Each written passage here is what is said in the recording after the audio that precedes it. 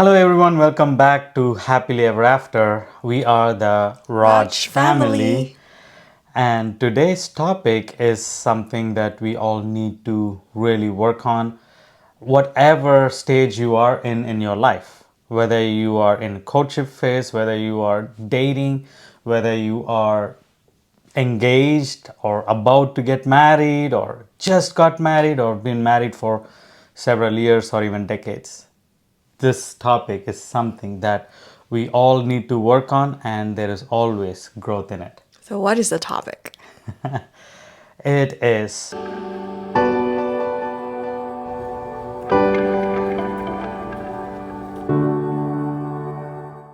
expectations. Expectations. We always have expectations. We are born with expectations, right? As a child, you have a lot of expectations from your parents, especially your mother. And then when you're in school, in college, there is a lot of expectations, and you also go through a lot of expectations from others, what they expect from you. But how much impact does it have in marriage? How much impact does it have in a relationship?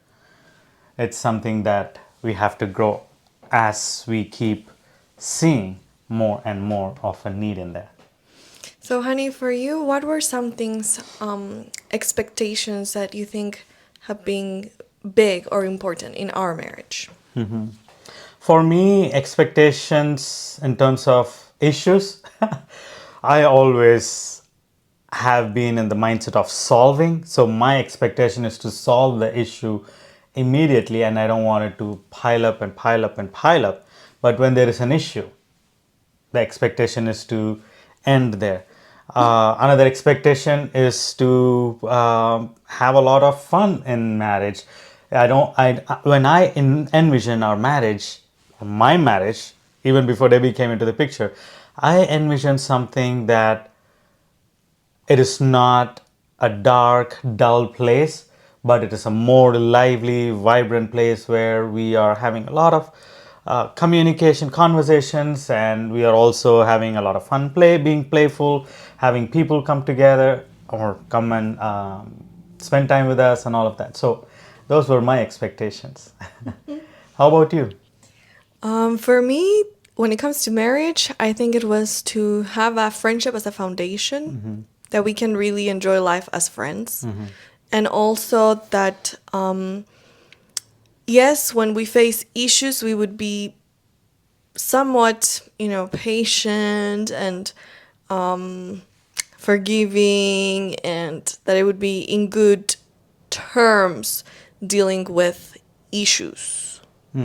But I think sometimes we think if we think it can be smooth, it will be smooth. But we don't know the skills to deal with unmet expectations, or when we think the other person should be doing something and they don't do it, we don't have the tools on how to deal with that. We think things will solve nicely and smoothly, but do we have the skills and the understanding of how that looks like? I think that's where we kind of lack. We have this perfect hopes, but do we know how to make it be that smooth? No. We get Yeah. annoyed, riled up, frustrated, we attack each other, we put a long face, and so that doesn't help for smooth expectations to or issues to solve smoothly and nicely. So I think when we talk about expectations, we should also talk how do we deal with unmet expectations. Yeah. True. And that is where the communication comes in, right? Because unmet expectations are those that have not been conveyed most of the times. Not always, but most of the times. Because you have something in mind, I have something totally different in mind, and then I'm expecting you to do that, and you're expecting me to do this, and then I didn't tell you, you didn't tell me. We are constantly thinking, this is all piling up in our minds, and we are like building that whole thing up. And then at one point, we are like, oh, wait a minute, what is happening? So I think there's two different kinds of expectation. One that it's the day-to-day things, it can be little things that we just lack communication and expressing, this is how I see it. And the other person can be like, this is how I saw it. So I had no clue you expected one way. Or so lack of understanding can lead to unmet expectations. And for no ill intentions, or not even the person is careless, they just Yeah. have a different perspective. And the other type of expectation is expectations that are on the constant grow. And I love how you kind of have a little explanation for those type of Yeah. expectations. So basically, the certain type of expectations are, or desperate expectations are addictions. In addiction, it's never constant. When you smoke, when you drink alcohol, when you do drugs, or even good things, when they become addictions, it is not just constant. It is going to grow, and it is going to grow from one cigarette to a pack, 2 packs. It's going to grow. Same thing with expectation. Dysfunctional expectation. You are going to expect more and more and more in your relationship. For example, with a couple, the wife is expecting something from the husband, and then the husband does not meet because she has not shared. But when he learns, he wants to do something, right? And even the husband might meet that expectation, but now the expectation is changed. Because the husband knew, the husband should have done more than what he knew. The wife is putting a little bit more expectation to it. So what happens is it comes to a point where the husband never wins. And it goes both ways. It doesn't have to be just wife against the husband. It can be husband against the wife too. So that type of expectation is an addiction, because anything the other person does, you are not satisfied with, because you are expecting more and more and more. And one of the examples that I say is, you go to, this is not even relationship, just let's say in your workplace, you are given $1,000 bonus, year-end bonus, and you're happy about it. But then you have been expecting, you got it, you're happy about it, but then your colleague, your good friend, gets 1,500 as year-end bonus. Now, are you disappointed, or are you thankful with that $1,000 that you got? Expectations, right? And I think it just came to my mind, this year we were traveling and we stopped in Turkey for a little bit. And in that country, Yeah, yeah. tips are not expected. They are appreciated, but they're not expected. And it makes such a huge difference, because when you give a tip to someone, they are thankful, but they don't show like disappointment. In other countries, Or they don't take it for granted either. right, they're very thankful, and whatever you give, it's a added bonus to their life. In many other countries, including United States, many things are expected tips, and not only any tip, a tip of a certain amount or above. So whenever you give a tip, it's like, how much did you give? And people look and expect to see something good. And if not, you can see the disappointment in their face, because it was not what they were expecting. So the expectation is so huge that there's no more appreciation for a kind thank you tip. It's more like, you owe me money. And so you can see the difference. The pressure to the person that is supposed to give a tip, the pressure from the other seeing how much are they giving, it's tension, and there's not a good relationship there if you're constantly expecting more than when someone gives. And it just increases, because if we look back, some time ago, 10-15% of a tip was a good tip. Now it's like 20 should be the minimum, and maybe more should be given. And it's like, it grows with time. So it does become an addiction, and they depend on their expectations to be met. And it flips the whole paradigm, right? Instead of being thankful, instead of being thankful, we are expecting. Oh, you gave only 10% last time. Now I think you should give me at least 15%. Some restaurants we have been to, they don't even have 15% as an option. It starts with 18% onwards. Or 20. Yeah, yeah, 20 as well. But the question is, aren't tips supposed to be tips and not just a mandatory thing? Isn't it supposed to be like a courteous thing that we want to help our waiter or waitress? Like as a thank you, it's Yeah. more appreciation for what was done and like, I really appreciate your work. But okay, so this is just a practical example or illustration of how expectations are something that destroys our joy and thankfulness in marriage. And they can become an addiction that it will never be satisfied. Yeah. And that's very, very dangerous. That can totally ruin our happiness and the happiness of the other person because, and this happens at every level. It can happen to, how do you do dates or birthdays, how you plan for me, or it can happen the husband towards the wife, how do you perform in our intimate life, and some wives are like they feel never enough because there is an expectation of a huge performance to what they're used to seeing or whatever it is.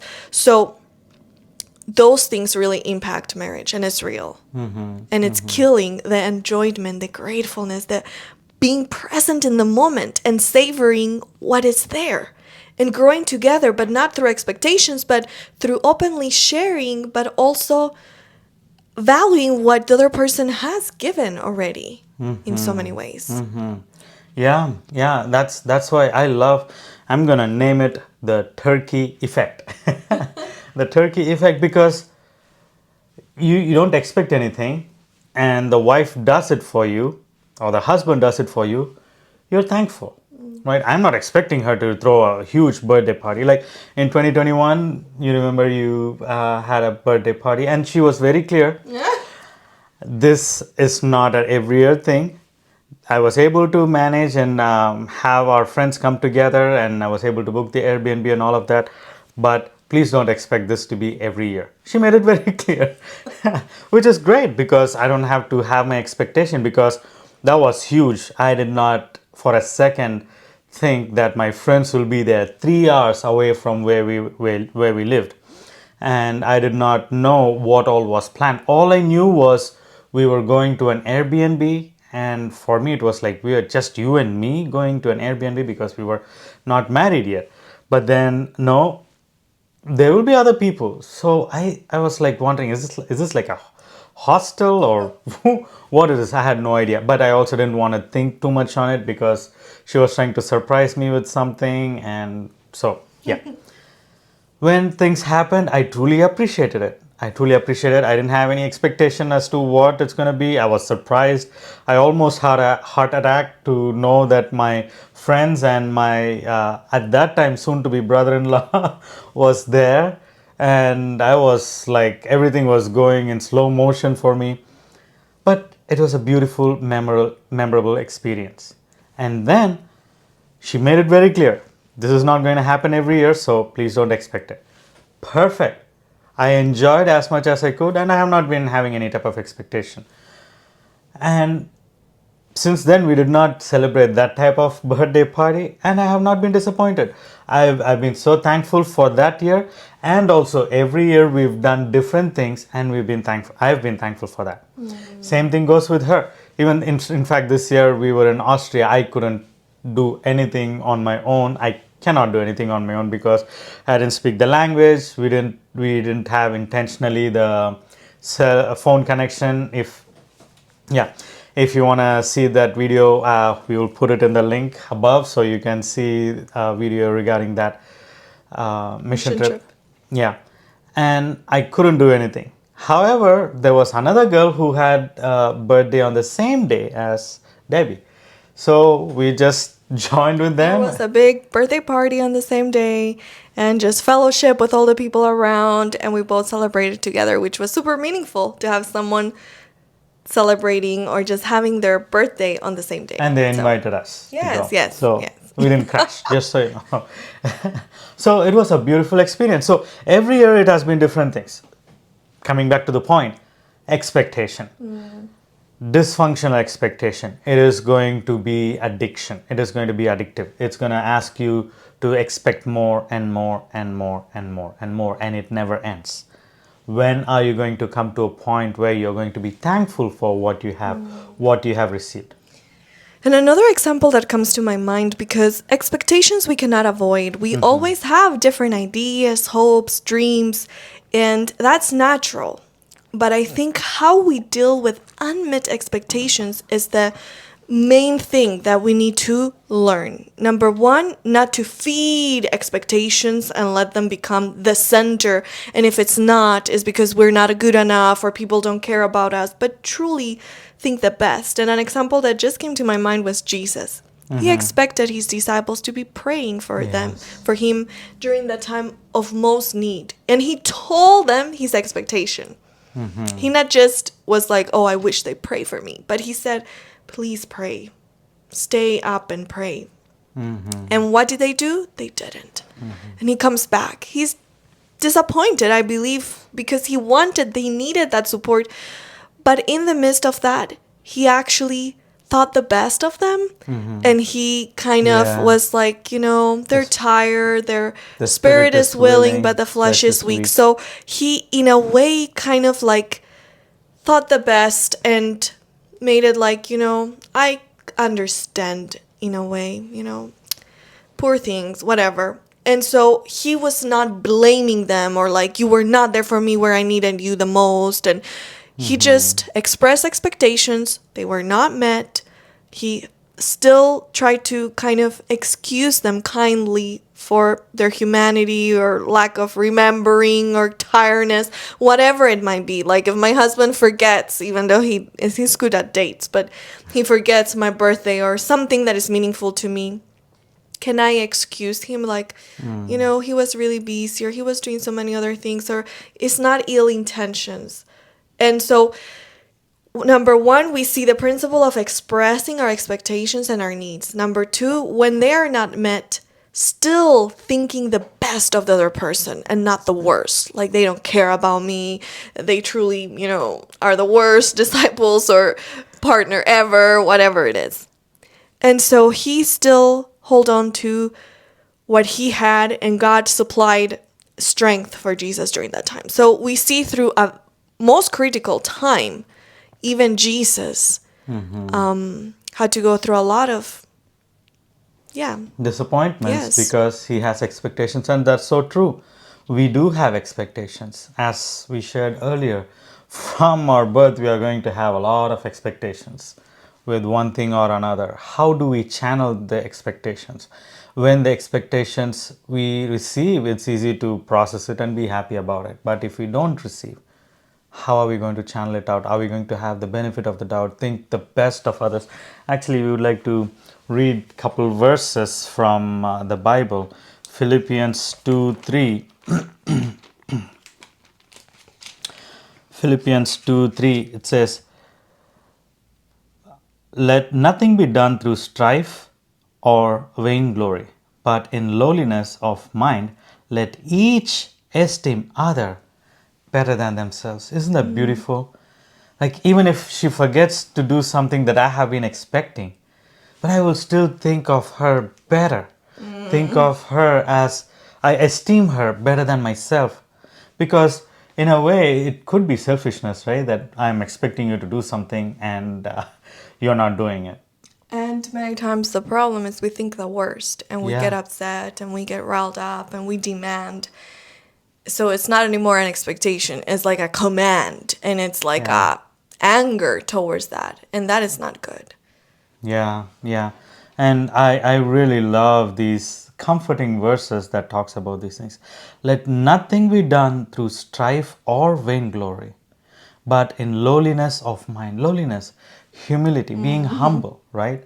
If you don't have the humility, if you don't have that lowliness of mind, it is going to cause you to think you are better than the other person, and that's why they have not met your expectation, right?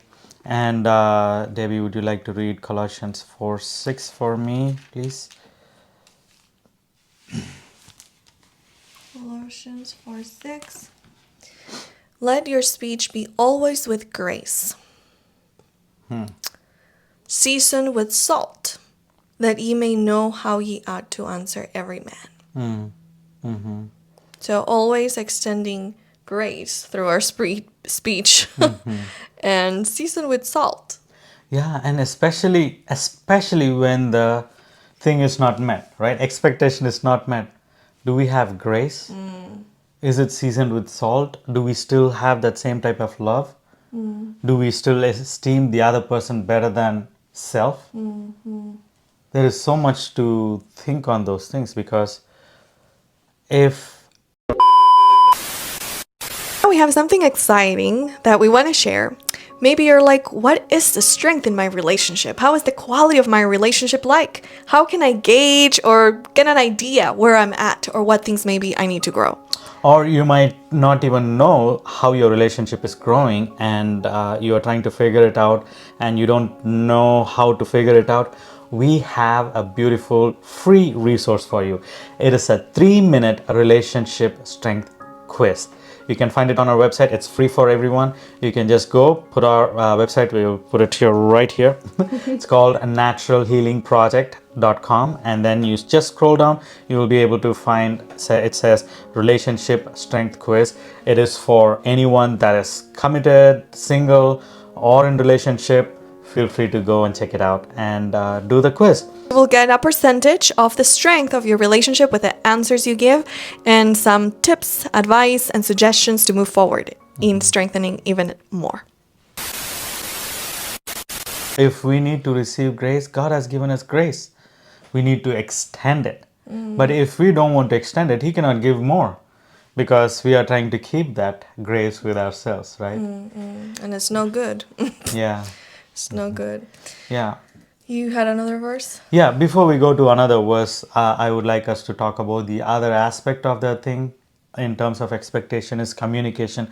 We touched it initially a little bit, but we would like to go a little bit deeper into that. Expectations, right? This is something that happened recently. We were headed to Michigan, from Michigan to Iowa, but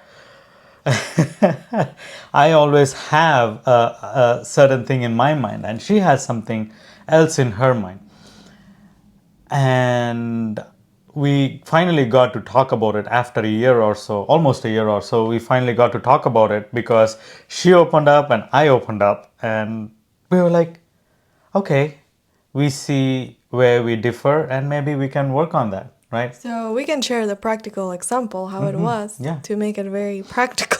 You share from your side and I'll share from my side. So I go to the kitchen. We're almost ready to go. He has emptied the trash of the house. And so the trash is empty and there's no bag. And I have like a little plastic bag that I just want to throw because I know that will not decompose or anything. And it crossed through my mind some reels that I've watched of wives feeling so romantic when the husbands are washing the dishes or taking out the trash and putting the bag in, and it's like, wow, he's doing all of that. And I was like, in a way, it felt like, why does he take the trash and doesn't put a trash bag back? It's just one more step, but it will make it complete. So whenever we need to throw something, we don't have to like realize it's empty and have to put a bag. So I was like, well, he's doing good, but he's missing one point. But I was like, let me not do a big deal. Let me not feel discouraged because he's not doing it fully. But let me just put the bag. And I threw my little plastic bag. And then he was like, why Now are... I'll share. Okay. I'll share because this is my perspective. So I don't know if she realized it or not. After I emptied the trash, I left the trash can open. So, and I didn't put a new trash bag intentionally. And my reasoning is that the trash can is always closed, so we can let it air out. We won't be in the house. No one is going to put trash now. I can leave the trash can open so it will air out and it'll feel fresh and a little bit nicer when we come back home, because we always are very clear about taking the trash and not leaving the trash can smelly. So there should be a little bit of air come in to the trash can, and all of that is my reasoning. So when you shared in the car, why? No, actually, even before that, I was kind of frustrated. Why did she put the trash bag and close the new trash bag and close the trash can? Man, she could have left it open. She should know. I did it intentionally. But of course, I am also to be blamed. I did not tell her, communicate with her clearly as to what are my reasonings for that. So she opens up while we are driving on our way to Michigan. It's like, why did you do it like this? So I can have an understanding. I don't want you to be upset, but I would like to know why you did it. And that actually also helped me when she said, I don't want you to be upset, but trying to ask instead of accusing me. And then I shared my reasoning as to, because for me, I don't want the trash can always to be closed, especially when there is no trash in. It is nice for some air to go in and basically airing it out. So, what were your thoughts? Yeah, so I was like, well, thank you for sharing. I never knew that was your idea. I just thought you didn't finish your job. And I was a little frustrated because of that. But I said, okay, let me just not talk to him about it. Let me just do it and let's move on. But that still created an issue, my finishing the job. So we realized we both have very different expectations of how it should be done. And once I understood his point, I was like, okay, I can see you have a point and it makes sense. I'm willing to work with that. Now I know. So communication was very important for us to not just think, because I think he was, what were you thinking about me at that time? I'm like, she doesn't understand what I'm trying to do here. Like, I Well, just definitely not. definitely, I mean, it's for the most part, I would say in at least 95% of the time when I empty the trash, I put new trash bags again. A couple times I might have forgotten and I didn't change it. And we travel a lot. So every other week or 2 weeks, we're gone for a weekend or so. So I've seen it often not have the bag, and I've thought I put it in. So it kind of seems regular. So I haven't noticed exactly the pattern. So I didn't catch onto his vision. So So for me, I was really kind of like, I'm doing this intentionally, and why is she adding more trash to the trash can? Because we'll be gone. This might be an OCD, I don't know, but when we leave the house, especially if you're going for a weekend, and this was like almost, we'll be gone for almost 2 weeks, a little over 2 weeks, I think. Anyway, so we are going. I don't want to have any trash in the trash can because we can come to a cleaner house and a cleaner trash can.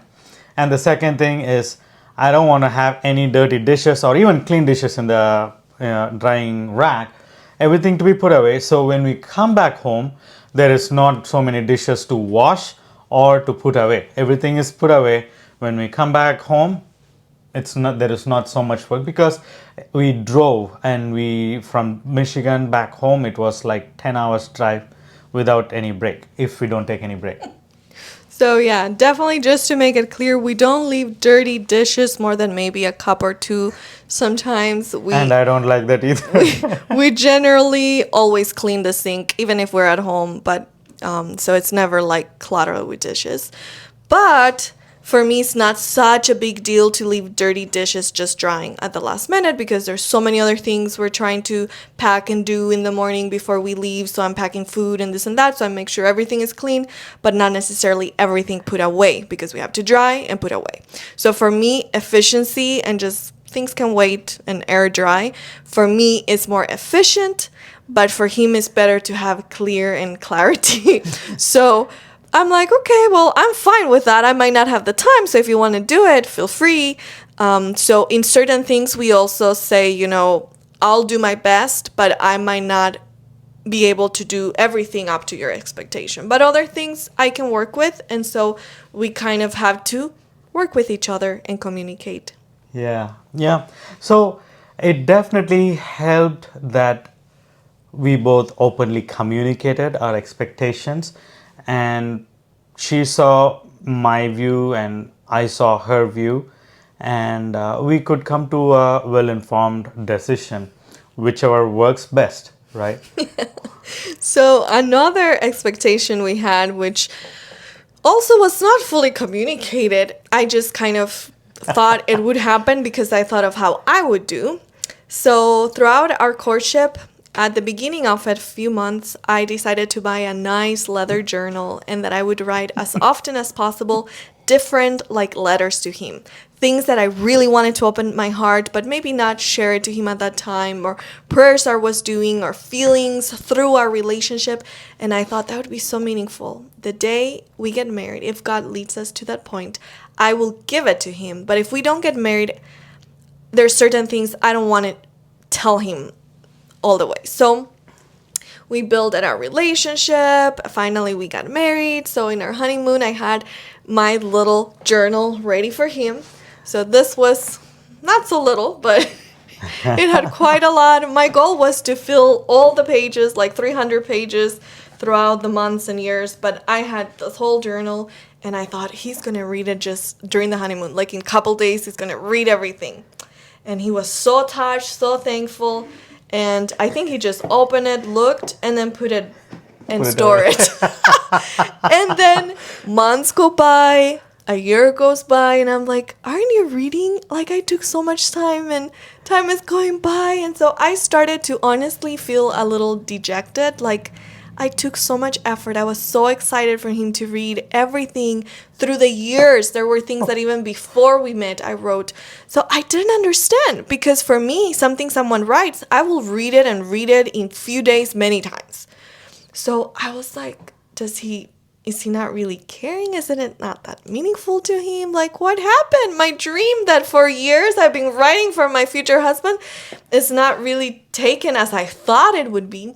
So I was a little discouraged. But you can share what were your thoughts as you received this gift, and what was your perspective? Yeah, so the first thing is definitely I couldn't have read it during our honeymoon because she was sick. And also we had a very totally different lifestyle, I would say, because we were like barely awake. And in the evening, even though we were staying right next to the beach, only in the evening we were able to go to the beach because of the whole day being messed up. She was coughing through the night, and Yeah, I was at BC and I was sick, and we were visiting family, so there was a lot going on. Yeah, that would not have happened during the honeymoon. It would have been great, but yeah. And then I would have found time at any minute, so that's our difference. Yeah. And for me, I don't like to just rush through the whole thing and be done with. I like to take some time, read peacefully and meditate, chew, enjoy all those things. I am not one to just read whatever. Oh, okay, let me read it like just another book. I want to read because it's a very special book and I want to read it, even though I have not found time for it yet. But we have come to a solution. So finally, when I shared with him, like, when are you going to read? He was like, well, I'm looking for the right time. I was like, there's never going to be, and I might die and you will not read that book. So finally, as I was praying, because I was like, he's looking for the perfect time where he has nothing else, but he's never finding it. And then I thought, maybe instead of feeling bad about it, we can just make time for it and be intentional. And so in some of our dates, I've decided to bring the book, and he has asked me to read it to him. And that has meant even more that I myself read the letters or the notes to him. And that has been so meaningful. He has been shocked of certain things he never knew. And because he didn't read, till now he didn't know. So it wasn't not interest. It's just for him, certain things are so much more meaningful. Like even food, if he really likes something, he'll leave it aside. And my mom thought he doesn't like that. And it's because he really likes it. So we all have different ways of dealing. I leave it aside to eat it towards the end. Yes. Not just leave it aside. So maybe just to clarify that. So maybe when we are retired, he was planning to read this thing. No. But it's important to understand. And it has been so meaningful because he has enjoyed to know what is in there. But I took the initiative to say, hey, maybe I thought I'll give it as a gift and he has to read it because I'm an avid reader of anything someone gives me. But that might not be his style, but I can still share this with him, but in an even more personal way. So yeah, and I read. I'm not an avid reader. I want to confess that. However, when I read, whether the Bible or spiritually encouraging books, I don't read like how others read. I like to dissect, I like to read sentence by sentence, take time to understand, and all of that. So, I am not into that type of quickly reading, especially something so special. I didn't want to just read it in a hurry, and then I feel like there is no special meaning to it if I do it like that.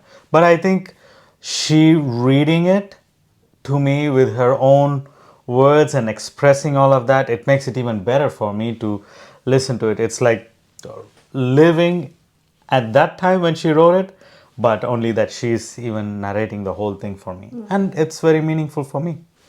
So yeah, and I can truly say he has a depthness when we even study and do devotion and everything. He really chews on things and goes back and underlines and asks questions. So we move very slowly in our journey of reading, but it's so meaningful and so deep. So I know that he really cares and values things a lot more than even I do. Just our styles are different, and we can learn to not get like, oh, he doesn't care and it was all worthless and he doesn't truly love me as much. Instead of all of that negativism, be like, okay, it's really so meaningful. How can we make it happen? And come up with other ideas. Yeah, and you know what really helped me to cherish and enjoy this book as she is reading? Here it is in Proverbs chapter 18, verse 21. It says, "Death and life are in the power of the tongue, and they that love it shall eat the fruit thereof. Whoso findeth a wife findeth a good thing, and obtains favor of the Lord." And then I'm going to skip 23, verse 24 says, "A man that has friends must show himself friendly, and there is a friend that sticketh closer than a brother." So when she expressed her disappointment and she expressed what she was going through, she didn't accuse me. She was expressing more of what she went through, what she was expecting, and she was communicating what she went through. She didn't say, "Oh, you don't love me, you are just, you have other priorities, I'm not your priority." She didn't accuse me. And that made me feel more safe and better for me to share with her what was in my mind than if she had accused me. If she had said, now there are, I'm sure in the internet there are many people that you have your own way and you don't want other people to tell you, but you want to tell other people what others have to do. And you might think that I don't like, or I don't have priorities, or I would have made time. It's your what is it called? It's your preference. If you think so, it's totally up to you. But my wife knows what is my preference and what it is, and she has appreciated so far, and I have appreciated it even more. But for me, the important thing is a friend, right? A man that finds that friends. I'm sorry. A man that has friends must show himself friendly. Because she shared her heart with me, she's making a friend here, and I can be friendly as well. But if she has started with accusations and constantly going on and on and on about like why I didn't do this, I didn't do that, and all of that, I would be more defensive than actually open up and share what is going on in my heart and what would be more meaningful for me. And of course, I cannot miss out on this verse. Whoso finds a wife finds a good thing and obtaineth favor of the Lord. So even with all our differences, even with all our expectations that are not met, but we still feel that God has blessed us with communication, helping us to understand each other, helping us to recognize what God wants us to do, what God has kept in store for our marriage. And this is a real thing, and that's why we're sharing vulnerable, real parts of our story, because in marriage, there will be unmet expectations. There will be moments that the devil will tempt us to feel a bunch of lies about what that means. You know, you're not love, you're not the priority, you're this, you're that. And that doesn't mean we should settle for whatever and not work on things, but we can express it, but not out of like, everything is against me. That's why this is happening. But hey, this is how I feel. This is what I expected. What would make it work? Or pray. I prayed because honestly, I did have some of those intrusive thoughts like, maybe, you know, he's not really valuing it, or maybe he doesn't really care. But then I was like, I cannot harbor those thoughts because it will take me to a pit. I need to. And so I started saying, Lord, give me an idea. How can you empower me? So this is not limiting negative beliefs, but an empowering one. Well, what can you do if he doesn't find time to do it? Just plan a date here and there that you're going to just read part of the letters. And he was so excited about it and we enjoyed it thoroughly. So it was like, maybe just needed another creative idea and for us to find a way that works for both. Yeah. So it was a blessing, and it's important to really ask God, Lord, help me to see this in a different way. Give me a creative idea so we can both enjoy and not be frustrated with each other and feel, you know, we're going downhill with this point or whatever. Yeah, yeah. And that's why we also camp on this verse very much. And that is from James 1:19, which reads, "Wherefore, my beloved brethren, let every man be swift to hear, slow to speak, slow to wrath." You know, even to speak, it is slower because you are quick to hear out what the other person has to say, hear their heart. We've been watching few debates recently. People are not even listening to what the other person has to say because they are constantly wanting to tell their own point because they think it's a great counter argument. But it loses the purpose of the debate. It's just has come to a point where the debates are just to blurt out whatever they think is the great answer to say instead of understanding each other's points and have a wise dialogue. Yeah. Intelligent, wise dialogue between each other. It can be two opposing parties. They can have strong convictions of their own beliefs and it can be totally opposite, but it can still be intelligently And respectfully done. Yeah, but this in this day and age, it's all arguments. And I listen to her. While she's saying, she might have said one word incorrectly, and I'm ready to go back, give an answer to that word instead of actually hearing what is in her heart. So be swift to hear, slow to speak, slow to anger. That's the recipe for success. So may God help us. May God help us to truly pray for that. Pray that God will help us to be really listeners. And to be listeners, sometimes we also need to ask questions to understand and really know what is going on, and then just listen.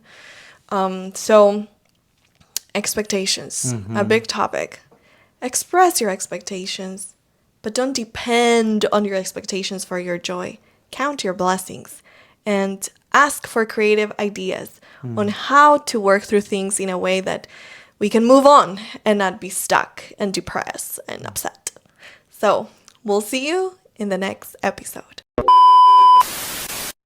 We have something exciting that we want to share. Maybe you're like, what is the strength in my relationship? How is the quality of my relationship like? How can I gauge or get an idea where I'm at or what things maybe I need to grow? Or you might not even know how your relationship is growing and you are trying to figure it out and you don't know how to figure it out. We have a beautiful free resource for you. It is a 3-minute relationship strength quiz.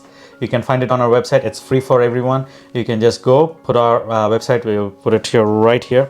It's called naturalhealingproject.com, and then you just scroll down. You will be able to find. It says relationship strength quiz. It is for anyone that is committed, single, or in relationship. Feel free to go and check it out and do the quiz. You will get a percentage of the strength of your relationship with the answers you give and some tips, advice, and suggestions to move forward in strengthening even more.